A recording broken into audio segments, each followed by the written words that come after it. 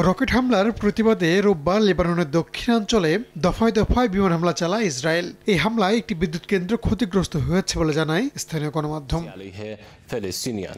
একদিকে হিজবুল্লাহর কমান্ডার হত্যা, অন্যদিকে হামাস নেতা ইসমাইল হানিয়ার মৃত্যুর পাল্টা প্রতিশোধ নিতে ইরানের হুমকির মুখে পুরো অঞ্চল জুড়ে বাড়ছে উত্তেজনা। তেল আবিবে হামলার সংখ্যাও বৃদ্ধি পাচ্ছে। যদিও নিজ ভূখণ্ডে কোনো হামলা হলে ফলাফল ভয়াবহ হবে বলে হুঁশিয়ারি দিয়েছেন ইসরায়েলের প্রধানমন্ত্রী বেনিয়ামিন নেতানিয়াহু। তবে ইসরায়েলে ইরানের হামলার হুমকিকে গুরুত্ব সহকারে দেখছে যুক্তরাষ্ট্র। হোয়াইট হাউসের জাতীয় নিরাপত্তা মুখপাত্র জন কির্বি জানিয়েছেন, তেহরানের হামলা মোকাবেলায় তেল আবিবকে সহায়তা করবে ওয়াশিংটন।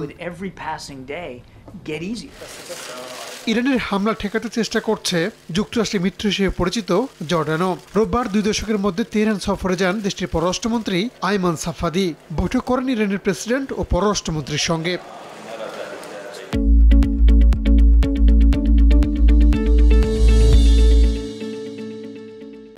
উত্তেজনা বাড়তে থাকায় লেবাননে থাকা নিজেদের নাগরিকদের দ্রুত দেশটি ত্যাগ করার আহ্বান জানাচ্ছে একের পর এক দেশ।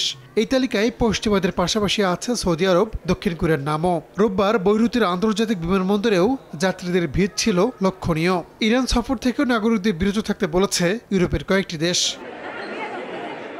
রাহুল রানা, সময় সংবাদ।